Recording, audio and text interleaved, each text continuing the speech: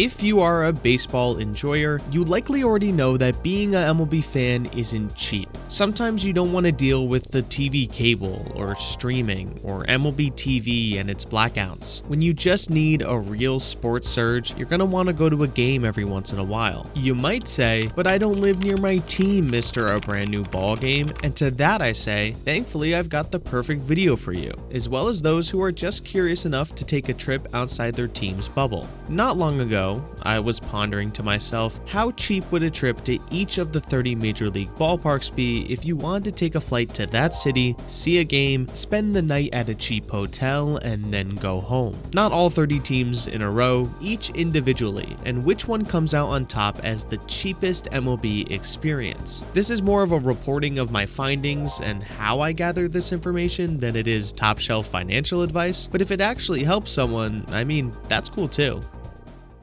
So let's start off with tickets. You can't go to a game without them, or at least not legally, and there are a few routes we can go here, some with more flaws than others. We could use stuff like average ticket price, or maybe even median ticket price for the whole season. In this scenario, median would likely be more accurate, as average ticket price gets inflated a bit by those super expensive luxury seats at stadiums. Earlier this year, Game Time, an online ticket marketplace, released information on the median ticket prices for all 30 MLB ballparks in the 2025 season. Here are the results they shared. What may seem surprising right off the bat is the A's being the most expensive and the Rays being the third most. These two are small market teams and notoriously have low attendance numbers, so what's going on here? Well, in 2025, both teams are playing in quote-unquote new ballparks normally occupied by minor league teams that have much less capacity than their previous homes. Thus, that has led to both teams jumping up in median ticket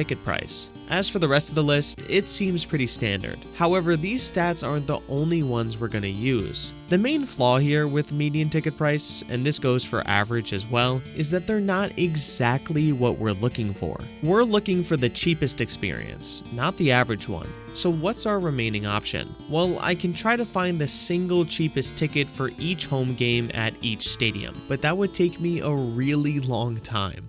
So that's what I'm gonna do, but there are some other caveats as well. First, I'm looking at all the games post All-Star break, just to give us a little time to breathe from when I'm making this video and eventually releasing it. I don't want to have prices greatly affected because I'm trying to find tickets for a game 5 hours from now. It also gives us a clean starting point. Second, the cheapest ticket isn't always going to be the cheapest experience. Since we're including hotels and other things, the day with the cheapest ticket could also have an expensive night at a hotel, while the day with the most expensive ticket could have a cheap night at a hotel. You see what I mean? So I've explored several different ideas for how to approach this experiment, and I've settled on this one. I'm going to find the cheapest ticket price for every MLB home game for the second half of the season and add them together with the cheapest price at the nearest hotel on that corresponding day. I'll be using all ticket prices from Game Time to keep things consistent with the data I shared earlier. For the hotel, I wanted to make sure to maintain walking distance to avoid extra travel expenses. So for each team's first home game of the second half, I decided to find the cheapest hotel within about a mile of the stadium. If it was a little bit more, I didn't mind that much. And then I stuck with that hotel for all the other home games. Will there be some days with cheaper stays at other places? Maybe, but I don't think there will be that big of a difference, and that will just take exponentially longer for me to do anyways. Alright, I'm about to throw a whole bunch of information at you one by one, so be prepared.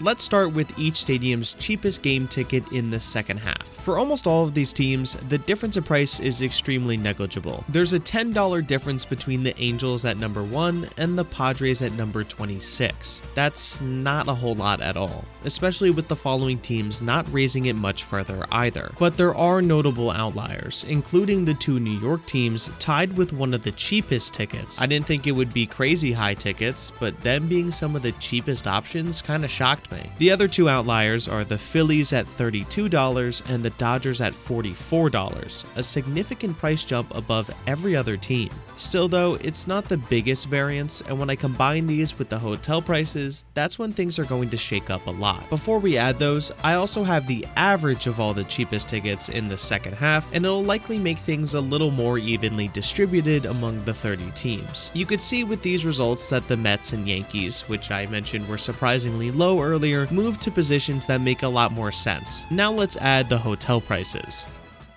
These are all 30 of the hotels that I chose, and how close they are in miles to their respective ballpark. All of these hotels easily qualify as walking distance as well. So if you're curious about what hotels I chose, these are the ones. Now it's time to get to the real results. For a ticket to a game and a night stay at the nearest hotel, the cheapest I found in all of baseball was in Arlington, Texas. I'm sure this will stay decently consistent for future seasons, except for teams like the A's and Rays who could be in different ballparks soon, but at least for the rest of 2025, the Rangers are our budget-friendly champion, for now.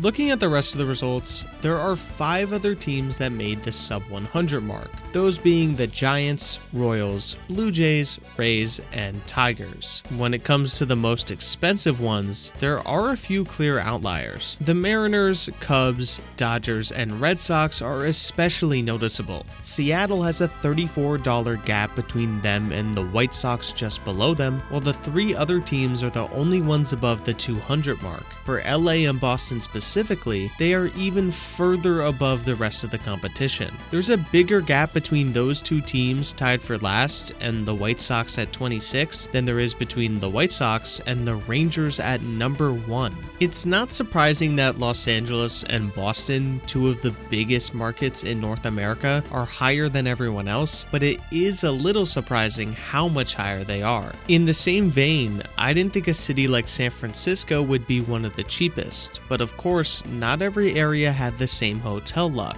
There were some stadiums with many hotels around, and some stadiums with hardly any. Is the average hotel in San Francisco more expensive than the majority of these cities? Probably, but the 2-star Utah Inn just half a mile outside of Oracle Park was the single cheapest hotel on average out of all 30 of the ones I looked at. Philadelphia, for example, according to Google Maps, really only had just 3 hotels nearby Citizens Bank Park, so the options were quite limited. It wasn't awful. I was able to use the nearby Holiday Inn, but they still ended up 25th, and the lack of options didn't help that. So I suppose that's it. There was some tough competition, but the Texas Rangers, Globe Life Field, and the Sleep Inn Arlington near Six Flags came out on top as the cheapest MLB experience for just $68, $11 for the ticket, and $57 for the hotel stay. I don't think that's including any extra fees or taxes at all, which is consistent with all the other results I had. But I don't want to stop what we're doing just yet.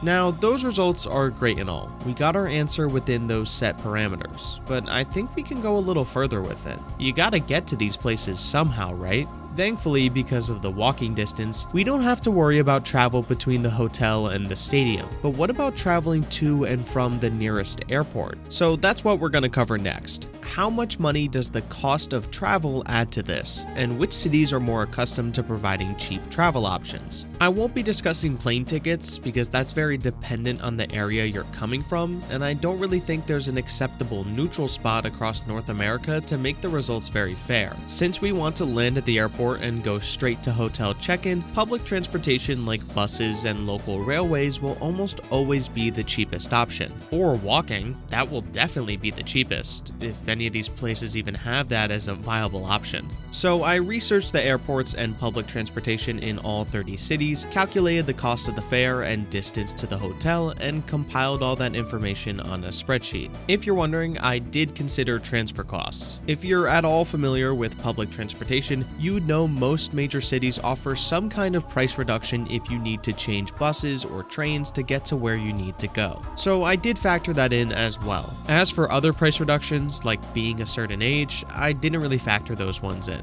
I will be adding these prices to the ticket and hotel results, but right now I want to solely look at the cost of transportation.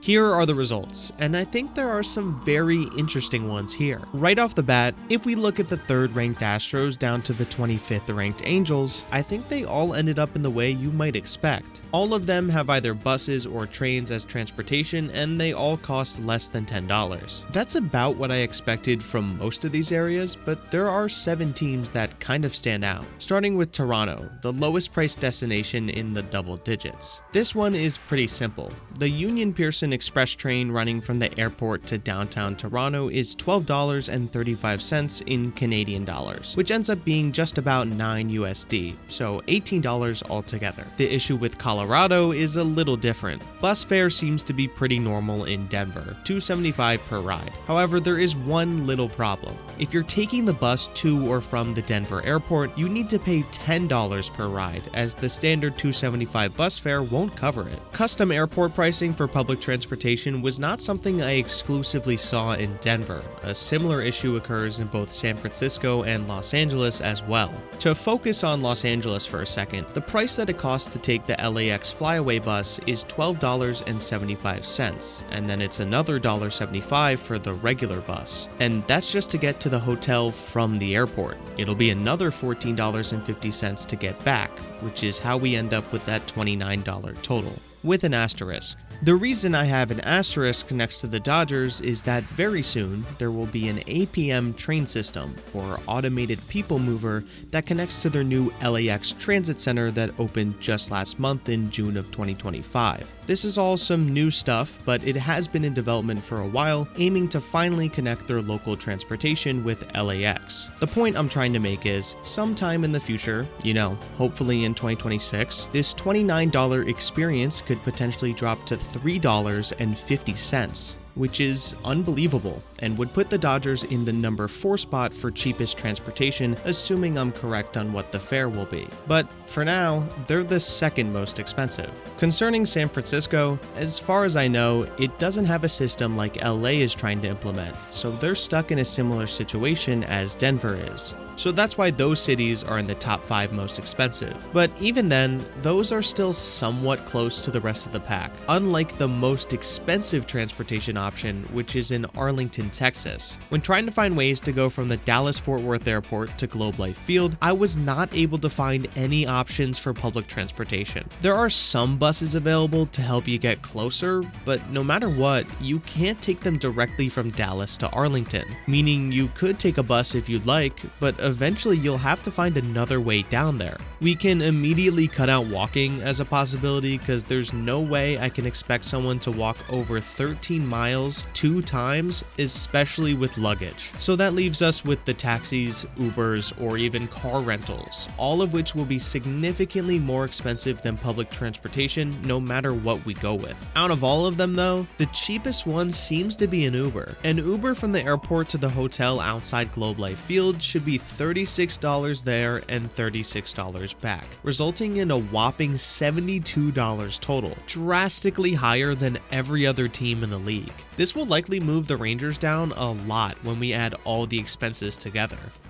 Before that though, I do have 2 more teams to talk about, and they're the 2 cheapest transportation options. Travel to the ballpark from the airport in both Tampa Bay and Kansas City is an unbelievable free $99. The only 2 options that cost no money, each for different reasons, but we'll start with the Royals. Travel between the Kansas City airport and Hotel Lotus is without a doubt the farthest out of all 30 teams. It's around 40 miles away from the airport. The next furthest is the 23 miles between the Denver airport and the Denver Holiday Inn. Therefore, for this exercise, you would need to travel 40 miles and take 3 buses in total, and yet it's all completely free. The reason for this is simple. Kansas City has 0 fare, and it's been that way since 2020. They were actually the first major US city to implement it, but unfortunately that's probably ending soon. It's been in the news for a little while now that Kansas City is gonna have to end this free fare. As far as I know, it's not a matter of if it'll happen, it's a matter of when. But as of me releasing this video, I believe it's still free, and that's pretty cool.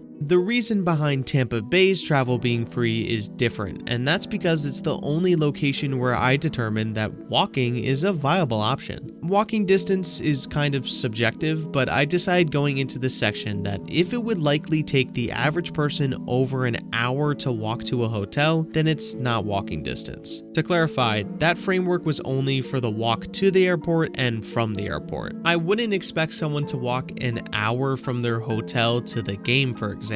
Even though this whole experiment is only expecting you to be there for a maximum of 2 days, that's still not considering having to lug a bag or suitcase around. Regardless, Tampa Bay International Airport is just about 2 miles away from George M. Steinbrenner Field and the hotel just outside of it. To me, that's easily worth the walking distance, especially if it means we get to save a lot of money on top of it. For anyone who wouldn't be able to walk that distance, public transit isn't exactly an option around this area, so you would need to Uber or rent a car, and that would put Tampa in the upper end of expensive transportation rather than completely free. I think it's more than reasonable to expect the average person to walk this, barring any kind of physical conditions that may hinder someone. And so that's all the interesting stuff I found from researching transportation for all 30 MLB teams. For most of the teams, these results seem pretty typical, but because of a select few, I think we're going to see a pretty big shakeup in the final rankings.